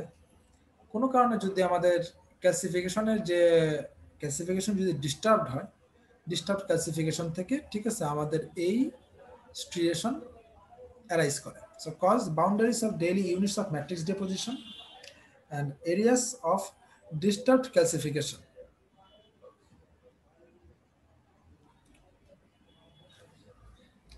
এখানে আমরা যে হ্যাজি হ্যাজি হ্যাজি হ্যাজি পোর্শন দেখতে পাচ্ছি, এগুলোকে আমরা বলতেছি হচ্ছে ইন্টার রড সাবস্টেন্স বা ইন্টার প্রিজমেটিক সাবস্টেন্স, মানে রডের মাঝখানে যে সাবস্টেন্স,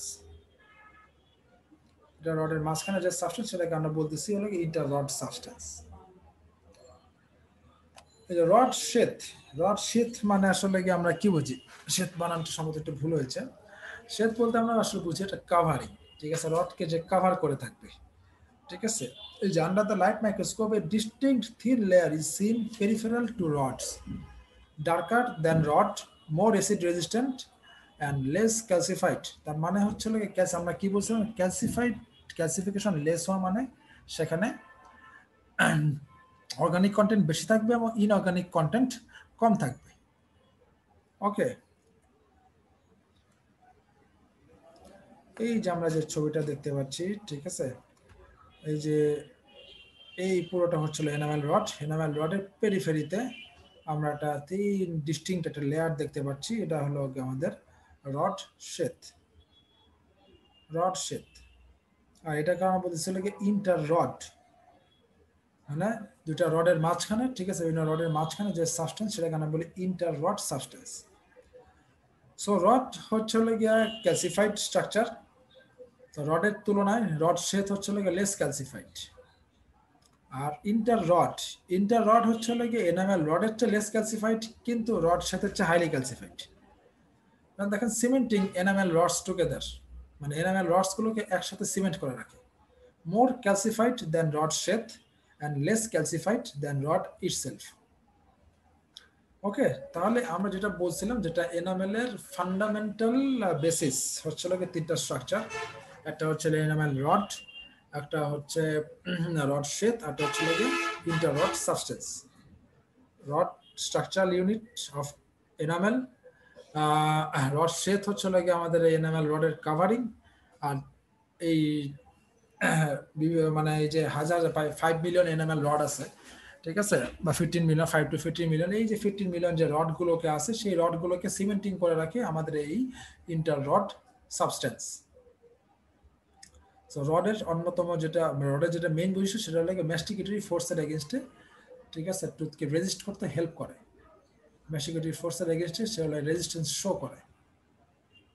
সো রড শেপ বা ইন্টার রড সাবস্টেন্স এগুলো যদি আসলে উইক স্ট্রাকচার হয়, ঠিক আছে, তাহলে রডও উইক হয়ে যাবে, তখন কিন্তু এক্সট্রিম যে বিটল যে ক্রাইটেরিয়া থাকে এনামেলের, ঠিক আছে, সেটার কারণে কিন্তু, ঠিক আছে, এনামেল ব্রিটল হয়ে যাবে এবং ওটা দাঁত ভেঙে যেতে পারে, ফ্র্যাকচার হতে পারে। ওকে, এখন আমরা আসবো incremental line, the Hunter Schreger band. কিছুক্ষণ আগে এটা স্লাইটলি একটু বলে আসছিলাম। when a longitudinally round section of tooth is seen in reflected light, a series of alternating, যদি আমরা লাইট রিফ্লেকশন করি, তাহলে series of alternating dark and light bands are seen in enamel and known as Hunter Schreger band. কিছুক্ষণ আগে যেটা বলছেন যে alternating dark and light bands are seen in enamel. So dark ব্যান্ডটাকে আমরা বলি ডায়াজন,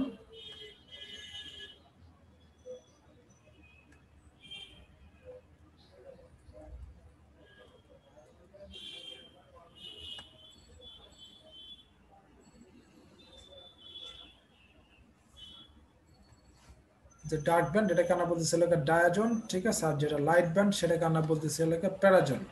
কিছু আগে যে ফেনোমেননটা আমরা বললাম যে ডরসোফ্লেকশন অ্যান্ড সিনিস্টোফ্লেকশন, হ্যাঁ, যে ডেন্টাল এনামেল জাংশন এবং এনামেল এক্সটার্নাল সারফেস, এই দুইয়েই এক লেভেলে হচ্ছে আমাদের ডেক্সট্রোফ্লেকশন হবে, আর এক লেভেলে আমাদের সিনিস্টোফ্লেকশন হবে, মানে অল্টারনেটিভ ডার্ক এবং হচ্ছে লাইট ব্যান্ড, ঠিক আছে, এই প্রক্রিয়াটা, ঠিক আছে, এনামেলের হোল সারফেস ধরে হতে থাকবে কন্টিনিউয়াস।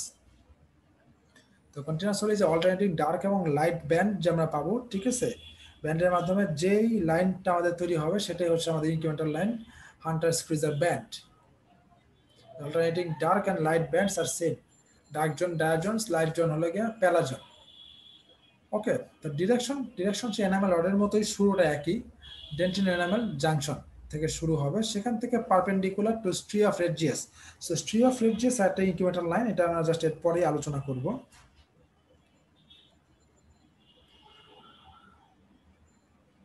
কজ, ঠিক আছে, কিছু আগে যেটা বললাম যে এটা একটা অপটিক্যাল ফেনোমেনন, ডরসোফ্লেকশন সিনিস্টোফ্লেকশন। যদি আমাদের মিনারালাইজেশন, ঠিক আছে, মিনারালাইজেশনের degree, it is due to difference in degree of mineralisation. Mineralisation বলতে আসলে আমরা কি বুঝি? মিনারালাইজেশন হলো কি সেই প্রসেসটা যেখানে inorganic substance precipitates into the organic substance. Calcification কিন্তু ছিল ডেপোজিশন অফ ইনঅর্গানিক অথবা ইনসলিউবল ক্যালসিয়াম কার্বনেট আর ক্যালসিয়াম কম্পোনেন্ট। আর মিনারেশনের ব্যাপারটা হচ্ছে যে inorganic substance precipitate into the organic content.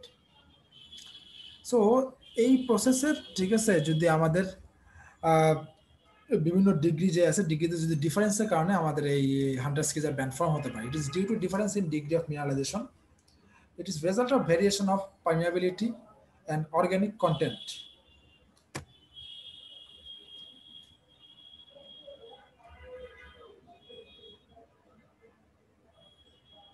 যে এনামেল ডেন্টিন সেখানে যে লাইনটা দেখতে পাচ্ছি contour line Hunter Schreger band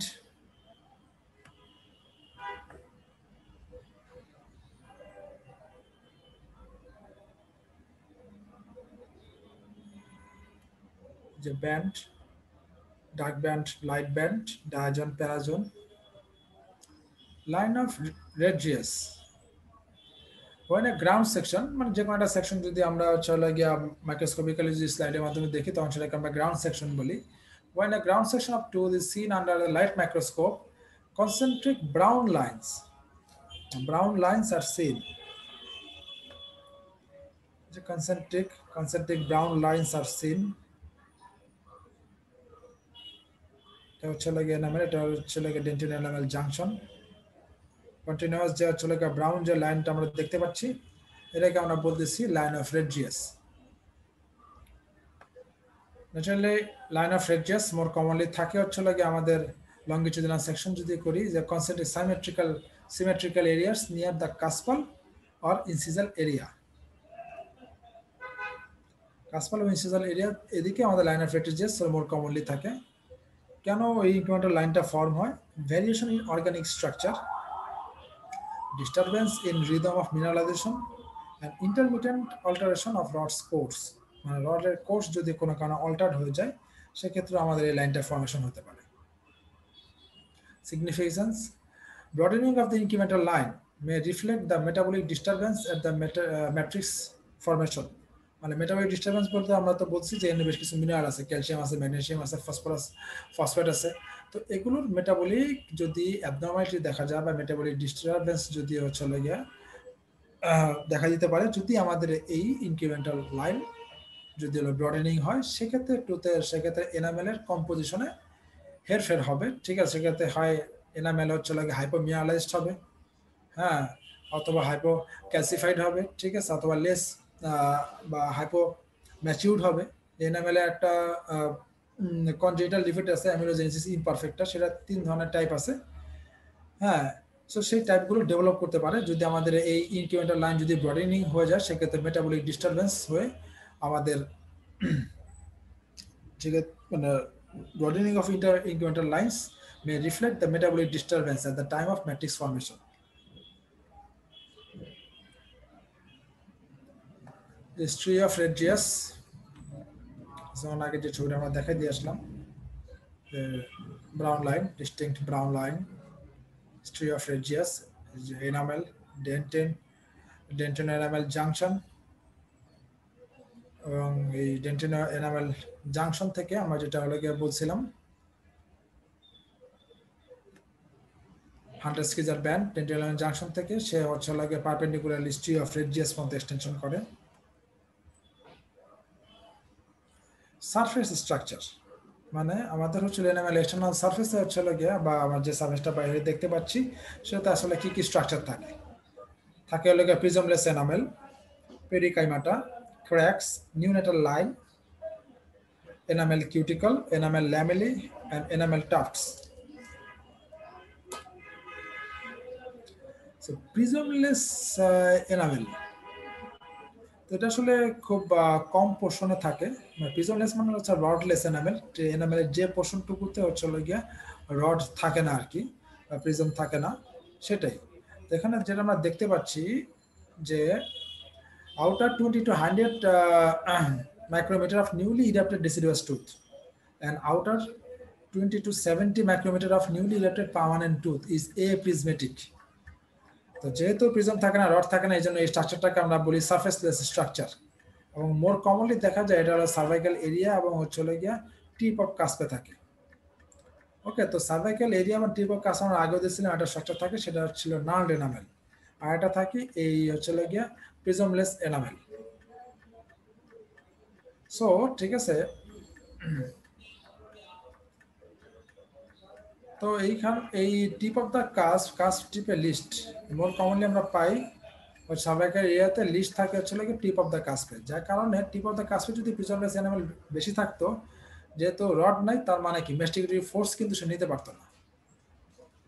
list থাকার কারণে ঠিক আছে কাস্প কিন্তু হচ্ছে কি ম্যাস্টিকেটরি ফোর্স একটা হিউজ লোড কিন্তু হচ্ছে কি সে ক্যারি করে।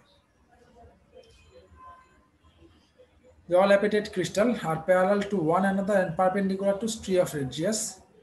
It is more mineralized than the bulk of the enamel beneath it. এর নিচে যে এনামেল গুলো থাকে ঠিক আছে তাদের চেয়ে লাগে সে highly মিনারেলাইজড।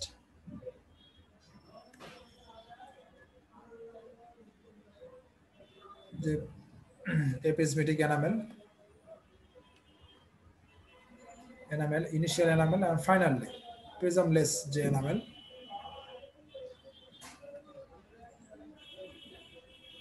Perikymata, the lines of Regius which terminate the enamel surface and do not complete the arc forms a series of the grooves known as the imbrication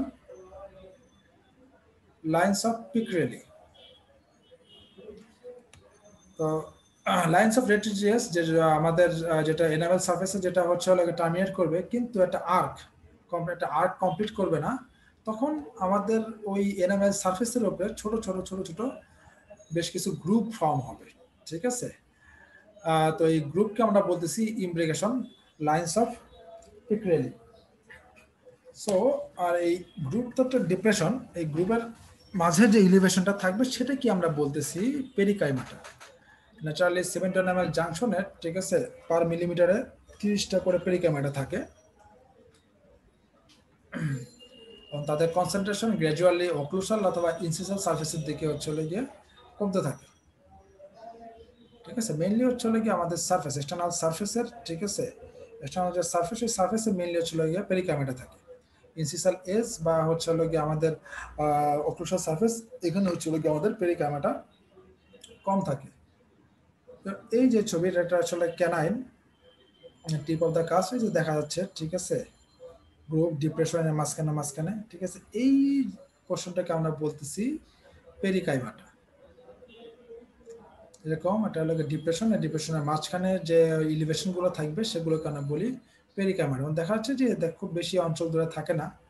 হ্যাঁ, এটাকে আমরা যদি বলি ঠিক আছে টিপ অফ দ্য কাস্প ঠিক আছে বা ইনসিসালেস বা প্রসার সারফেসের দিকে ঠিক আছে পেরিকাইমাটা কিন্তু কমে যায়। কিন্তু এই রিজনে পেরিকাইমাটা বেশি থাকে, দেখা যায় পার মিলিমিটারে আমরা 30টা করে পেরিকাইমাটা পাচ্ছি।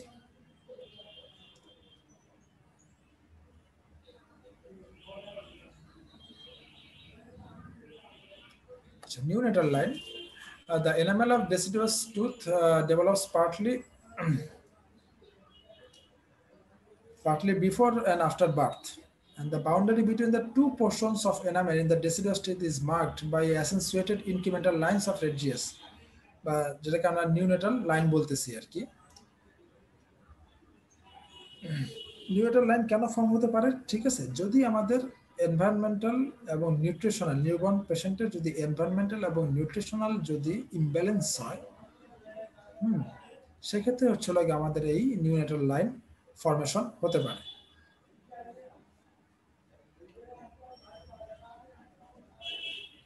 যেটা জন্মের পূর্বে যে লাইনটা ফর্ম হয় সেটাকে আমরা বলি প্রিনাটাল এনামেল, আর জন্মের পরে যেটা হয় সেটাকে আমরা বলি পোস্টনাটাল এনামেল। আর এই দুই লাইনের মাঝখানে যে লাইনটা থাকে সেটাকে আমরা বলি ঠিক আছে নিউনেটাল লাইন।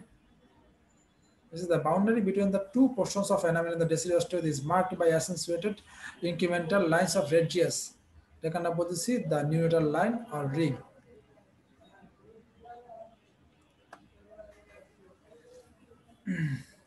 এই যে এখানে আমরা ছবিতে দেখতে পাচ্ছি ঠিক আছে, এটা হলো প্রিনেটাল, এটা হলো প্রিনেটাল, পোস্টনাটাল, আর মাঝখানে এই যে লাইনটা সেটা হলো আমরা বলতেছি হচ্ছে neonatal line. Naturally, prenatal enamel is usually better than postnatal enamel, as fetus develops in a well-protected environment with an adequate supply of all essential materials. Side করতে আসলে নিউট্রাল লাইন থাকে, ন্যাচারালি ডিসিডাস টোতে থাকে, আর ফার্স্ট পার্মানেন্ট মোলারে থাকে। তার মানে permanent টোতে শুধু মোলারে থাকে। Now, enamel tuft. Enamel tuft in transverse ground section, unbraided projection are seen extending from dentine enamel junction to enamel. মানে enamel surface আর কি, মানে mainly on top রডের direction look like a tuft of grass projecting into enamel. এই জন্য এটার নাম হচ্ছে হলো গিয়ে এনামেল টাফট। এই যে ঠিক আছে, আমরা দেখতে পাচ্ছি খেলার মাঠে আমরা অনেক সময় দেখি, ঠিক আছে, গ্রাস টাফট বসায়, গ্রাস লাইক প্রজেকশন, গ্রাস লাইক প্রজেকশন, গ্রাস লাইক প্রজেকশন, গ্রাস লাইক প্রজেকশন। এটা হলো ডেন্টিন, এটা হলো এই যে ডেন্টিন এনামেল জাংশন থেকে এনামেলের এক্সটার্নাল সারফেসের দিকে গ্যাস প্রজেক্টিং হচ্ছে, ঠিক আছে, প্রজেক্টিং যে গ্যাস, এটাকে আমরা বলতেছি হচ্ছে হলো গিয়ে এনামেল টাফট। এই ছবিতে আরো ভালো বোঝা যাচ্ছে, ঠিক আছে। Appearance narrow ribbon-like structure which projects into dentin. Direction follow the direction of enamel rod, যেটা বললাম যে DJ থেকে enamel পর্যন্ত hypocalcified structure, যার কারণে হলো গিয়ে rich in organic matter, significant enamel fracture prevent করে। এরপরে আসি হচ্ছে আমরা এনামেল স্পিন্ডল, ঠিক আছে। এনামেল স্পিন্ডল ন্যাচারালি আমরা কিন্তু বলি এনামেল কিন্তু হচ্ছে non sensitised structure, but a small portion of enamel is sensitised. আমরা বলি dentin is highly sensitive and the rest of the structure is sensitive, dentin pulp. So এইটা হচ্ছে কি আমাদের এনামেল, এটা হচ্ছে কি ডেন্টিন, এটা হলো ডেন্টিন এনামেল জাংশন। আমরা জানি এনামেল ফর্মিং সেল হচ্ছে অ্যামিলোব্লাস্ট, আর ডেন্টিন ফর্মিং সেল হচ্ছে ওডোন্টোব্লাস্ট। সামটাইমস বা অকেশনালি ওডোন্টোব্লাস্টিক সেলের যে প্রসেস, ঠিক আছে, তারা ডেন্টিনো এনামেল জাংশন ক্রস করে, ঠিক আছে, এনামেলে প্রজেকশন হয়। ওকে, প্রজেক্টিং টু এনামেল হবে, লেখাটা একটু ভুল আছে। Occasionally odontoblastic process of the dentin may cross the dentin enamel junction project into enamel. These are the called enamel spindle. ঠিক আছে, এনামেল স্পিন্ডল বলে। সো এই ওডোন্টোব্লাস্টিক প্রসেস যেহেতু, ঠিক আছে, এনামেলে এক্সটেন্ড করতেছে, তো এই কারণে এনামেলের শুধু এই পোর্শনটুকু, এনামেল স্পিন্ডল পোর্শনটুকু হচ্ছে সেন্সিটিভ। তো এটাই হচ্ছে এর ক্লিনিক্যাল সিগনিফিকেন্স, যে পোর্শনটুকুতে আমাদের এনামেল স্পিন্ডল থাকে, ওই পোর্শনটুকু পেনের অংশটুকু হলো হাইপার সেন্সিটিভ টু পেইন। ওকে, তো মনে রাখতে হবে এনামেল যে স্ট্রাকচারগুলো আছে তার মধ্যে এনামেল স্পিন্ডলই শুধুমাত্র হচ্ছে গিয়া সেন্সিটাইজ স্ট্রাকচার। তাও এনামেল স্পিন্ডল ইটসেলফ না, ওডোন্টোব্লাস্টিক প্রসেস, ওডোন্টোব্লাস্টিক প্রসেসের প্রজেকশনের কারণে, ঠিক আছে, আমাদের এনামেল স্পিন্ডল হচ্ছে গিয়ে সেন্সিটাইজ স্ট্রাকচার। ন্যাচারালি ডিরেকশন থাকে right angle to dental enamel junction, they have an oblique angle with rods.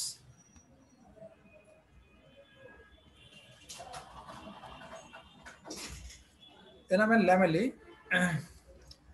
enamel lamellae আসলে এটা আসলে এক ধরনের ডিফেক্ট, এনামেলের ডিফেক্ট। এনামেলের দুই ধরনের ডিফেক্ট, এটা এনামেল ল্যামেলি, এটা হচ্ছে ক্র্যাকস। হ্যাঁ, যে দেখা যায় যে thin leaf like structure, thin leaf like structure দেখতেই মনে হচ্ছে এটা গ্যাপ বা ডিফেক্টের মতো। Defects in enamel resembling the cracks. Naturally এটা ইরেকশনের আগে হতে পারে, পরেও ফর্ম হতে পারে, এবং হাইপোমিয়ালাইজ স্ট্রাকচার। এটার ডিরেকশনটা হচ্ছে গিয়ে উল্টা, ঠিক আছে। রড ছিল ডেন্টাল এনামেল জাংশন থেকে এনামেল সারফেস পর্যন্ত, বা এনামেল টাফটও তাই ছিল, কিন্তু এটা হলো এনামেল সারফেস থেকে ডেন্টাল এনামেল জাংশন, কোনো ক্ষেত্রে সে ডেন্টিন পর্যন্ত চলে যেতে পারে। এবং এনামেল ল্যামেলি মেইনলি থাকে হলো সার্ভাইকাল রিজন, এবং হলো গিয়ে পোস্টিরিয়র টুথের হলো পিটস এবং ফিশারের নিচে। টাইপস অফ ল্যামেলা যেটা বলতেছিলাম, যে তিন ধরনের টাইপ থাকে, এ বি সি। এর মধ্যে এ অ্যান্ড বি হচ্ছে ডেভেলপমেন্টাল, সি হলো অ্যাকোয়ার্ড। তো এদের মাঝে এর নাম হলো কি ফল্টি মিনারেলাইজ টাইপ। ন্যাচারালি দেখা যাচ্ছে এটা পোরলি ক্যালসিফাইড রড সেগমেন্টস, ঠিক আছে। তো ফল্টি মিনারেলাইজড, ঠিক আছে, বা পোরলি ক্যালসিফাইড রড, তার মানে হচ্ছে অর্গানিক কন্টেন্ট বেশি থাকবে ইনঅর্গানিকের চেয়ে। এবং এক্সটেন্ডেড আপ টু, যেটা বলছিলাম যে এনামেল সারফেস থেকে ডেন্টিন এনামেল জাংশন পর্যন্ত এক্সটেন্ড থাকে, কোনো ক্ষেত্রে ডেন্টিন পর্যন্ত থাকে। এই যে দেখেন টাইপ বিটা কিন্তু ডেন্টিন পর্যন্ত এক্সটেনশন, এর নাম হচ্ছে ডেভেলপমেন্টাল ক্র্যাক। সো তাহলে একটা ল্যামেলি কীভাবে ফর্মেশন হচ্ছে, প্রথমে হচ্ছে হলো গিয়ে ফল্টি মিনারেশন হচ্ছে, পোরলি ক্যালসিফাইড হচ্ছে, হ্যাঁ, এবং তারপর হচ্ছে হলো গিয়ে যখন এনামেল ফর্মেশনের টার্মিনাল স্টেজ, এনামেল ফর্মেশন মিনারেশনের টার্মিনাল স্টেজে গিয়ে, ঠিক আছে, এই ক্র্যাকটা বাড়তেছে। The formed during the terminal stage of enamel formation and mineralization increases this defect, but this crack increases during the post-eruptive period and extend up to dentin. The crack development হচ্ছে, ঠিক আছে, and consist of the degenerative cell. Degenerative cell মানে যে সেলগুলো আসলে যেমন অ্যামিলোব্লাস্ট sell, ঠিক আছে, এনামেল ফর্মেশন হওয়ার পর কিন্তু এই সেলগুলো কিন্তু হচ্ছে ডিজেনারেট হয়ে যায়। দেখা যাচ্ছে ডেভেলপমেন্টাল ক্র্যাক বা যে ল্যামেলার টাইপ বি, এরা হচ্ছে কি ডিজেনারেটিভ সেলগুলো দিয়ে ফর্মেশন, যে অ্যামিলোব্লাস্ট সেল, কানেক্টিভ টিস্যু, এগুলো দিয়ে ফর্ম হয়। সো টাইপ এ হলো গিয়ে ফাল্টি মিনারালাইজড, আর টাইপ বি হচ্ছে কি ডেভেলপমেন্টাল ক্র্যাক। টাইপ সি হচ্ছে হলো গিয়া এখানে আসলে স্যালিভারি সেল থাকে এবং হচ্ছে ডিসকোয়ামেটেড এপিথেলিয়াল সেল থেকে, এটা হলো গিয়ে অ্যাকোয়ার্ড। এখানে যে ম্যাটেরিয়াল, যে সেলগুলো থাকে, content materials may or may not be mineralised. So এটার সিগনিফিকেন্স কি, যেহেতু এটা এনামেলের একটা ডিফেক্ট, এনামেলের ডিফেক্ট থাকার কারণে ছবিতেও দেখতে পাচ্ছেন এই যে এনামেল ডেন্টিন এবং এর মাঝখানে ডেন্টিন এনামেল জাংশন, সারফেস থেকে ডেন্টিন এনামেল জাংশন পর্যন্ত একটা ক্র্যাক, এবং এই ক্র্যাক থাকার কারণে, ঠিক আছে, এরা লাগে ব্যাকটেরিয়ার অ্যাকোমুলেশনের জন্য বা ব্যাকটেরিয়ার পাথের জন্য খুবই হেল্পফুল, যেখান থেকে আমাদের ক্যারিস ইনিশিয়েশন হতে পারে।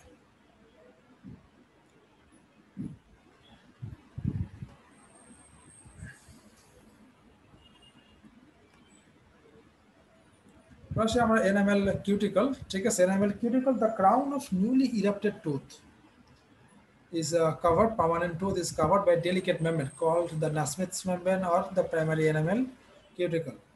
Naturally, এই membrane by cuticle-টা মানে mastication দ্বারা রিমুভ হয়ে যায়।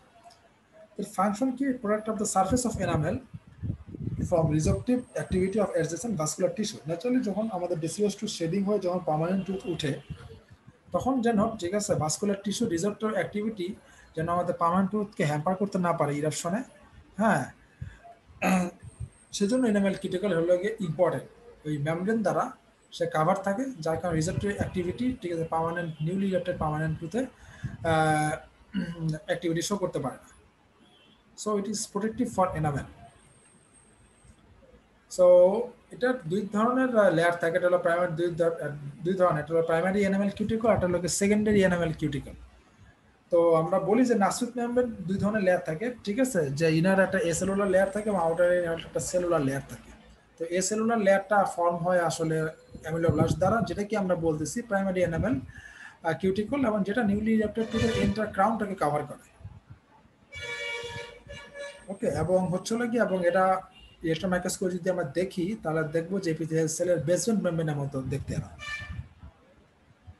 The function key control the ionic character of enamel rods by controlling selection and rate of ionic or molecular exchange. The secondary enamel cuticle যারা আসলে সেলুলার লেয়ার, যেটা keratinised, that is become keratinised, এবং এরা arise করে, এখানে লেখি নাই, এরা অ্যারাইজ করে মেইনলি আসলে রিডিউসড এনামেল এপিথেলিয়াম থেকে, এবং এটা হচ্ছে হলো গিয়ে সার্ভাইকাল পোর্শন অফ এনামেলটাকে মেইনলি কভার করে থাকে। তো cervical portion of enamel cover করে থাকার কারণে রুট আমাদের কভার থাকে সিমেন্টাম দ্বারা, যার কারণে এরা সিমেন্টামের সাথে লাগে কন্টিনিউয়াস। তো সার্ভাইকাল এরিয়া থেকে, ঠিক আছে, যখনই এনামেল অর্গান বা রিডিউসড এনামেল এপিথেলিয়াম যখন এক্সট্রাক্টেড হয় টু ডেভেলপমেন্টের সময়, তখনই হচ্ছে গিয়ে এই সেকেন্ডারি এনামেল কিউটিকল সিক্রেটেড হয়। So the primary enamel cuticle is a cellular layer formed by ameloblast cell. The secondary enamel cuticle is the cellular layer formed by the reduced enamel epithelium or enamel organ. ঠিক আছে, primary enamel cuticle entire crown পোর্শনটাকে cover করে থাকে, entire মানে anatomical crown, আর cervical এরিয়াকে cover করে থাকে সেকেন্ডারি এনামেল কিউটিকল।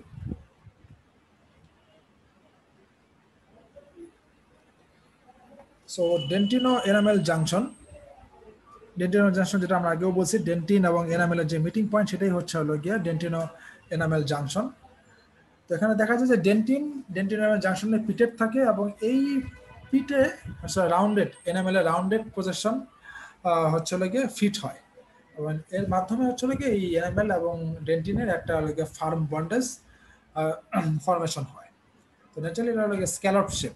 তো স্ক্যালপ শেপ হওয়ার কারণে ঠিক আছে এনামেল ক্যাপ এবং ডেন্টিনে একটা ফার্ম হোল্ড মেনটেন হয়, এটাই হচ্ছিল গিয়ে ডেন্টিন এনামেল জাংশনের সিগনিফিকেন্স। এই যে দেখেন enamel dentine enamel junction scallop shape.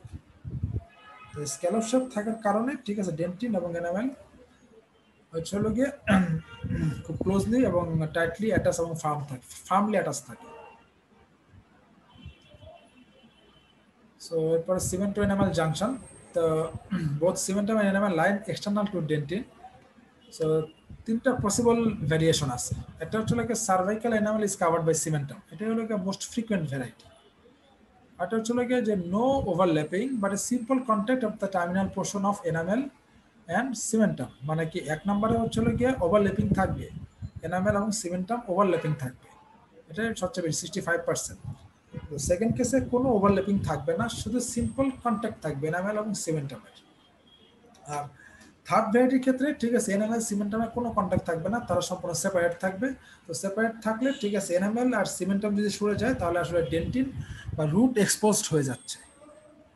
তো এটা আসলে লিস্ট ফ্রিকুয়েন্ট ভ্যারাইটি আর কি সিমেন্ট এনামেল জাংশন। এই যে ছবিটা, এই যে 65% এনামেল সিমেন্টাম ঠিক আছে ওভারল্যাপিং, এটা 65%। এখানে দেখেন slide overlapping just meeting cement enamel junction, এটা হলো 25%। আর এখানে হচ্ছে লাগে কোনো ওভারল্যাপিং নাই, কোনো মিটিং নেই, মাঝখানে এই পোর্শনটুকু ঠিক আছে এক্সপোজ ডেন্টেড, এটা হলো 10%।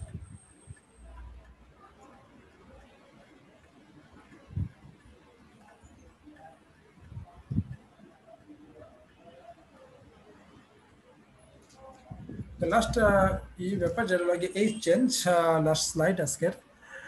Enamel become progressively old in reason of masticatory attrition. Naturally দেখা যায় বয়স বাড়ার সাথে সাথে ঠিক আছে ইনসিসাল এজ বা আমাদের টিপ অফ দ্য কাজ বা ক্রুশাল সারফেস ক্ষয় হয়ে গিয়ে এনামেল লেয়ারটা ক্ষয় হয়ে গিয়ে অ্যাট্রিশন হয়। আর যেটা আমরা বলছিলাম যে ন্যাচারালি সেমি ট্রান্সলুসেন্ট থাকে বয়স বাড়ার সাথে সাথে ঠিক আছে, ট্রান্সলুসেন্সি হচ্ছে হলো গিয়ে কমতে থাকে এবং হচ্ছে এনামেল ডার্কেনিং হতে থাকে, টুথও ডার্কেনিং হতে থাকে। এরপর হচ্ছে লেস পারমিয়েবল। আমরা একটা বলেছিলাম যে ইয়ং টিথ হচ্ছে সেমি পারমিয়েবল থাকে। তো সেমি পারমিয়েবল থাকার কারণে ওয়াটার এবং লো মলিকুলার সাইজ যে পার্টিকেলগুলো থাকে, হ্যাঁ ওগুলো ওই এনামেলের গায়ে যে পোর্ট থাকে পোর্ট দিয়ে ইজিলি ট্রান্সমিট করতে পারে, ইজিলি পারমিয়েবল হতে পারে।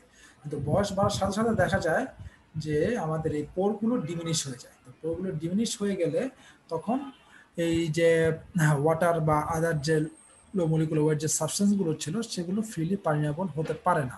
তো পারমিয়েবিলিটি কমে যায়। তো পারমিয়েবিলিটি কমে গেলে আলটিমেটলি পোর ডিমিনিশ হয়ে গেলে পারমিয়েবিলিটি কমে যায়, আলটিমেটলি ক্রিস্টাল সাইজ যেটা এভারেজ থাকে সেটা আমাদের বেড়ে যায়। এটা বলা হয়েছে less permeable due to diminished pore and increase crystal size. আরটা যেটা হচ্ছে হলো কি reduction in incidence of caries. যেহেতু আমাদের এনামেল রড এনামেল যেহেতু হচ্ছিল গিয়ে ক্ষয় হয়ে যাচ্ছে ঠিক আছে, সেহেতু হচ্ছে বয়স বাড়ার সাথে সাথে ঠিক আছে আমাদের হলো ক্যারিসের ইনসিডেন্সটা কমে যায়। আরটা হচ্ছে ভার্টিক্যাল ডাইমেনশন, ক্রাউনের ভার্টিক্যাল ডাইমেনশন শর্টেনিং হয় এবং প্রক্সিমাল যে কন্ট্রোল, প্রক্সিমাল বলতে মেজিয়াল এবং ডিস্টাল যে কন্ট্রোল সেটা ফ্ল্যাট হয়ে যায়। আরটা হচ্ছে কি modification of surface layer modified হয়ে যায়।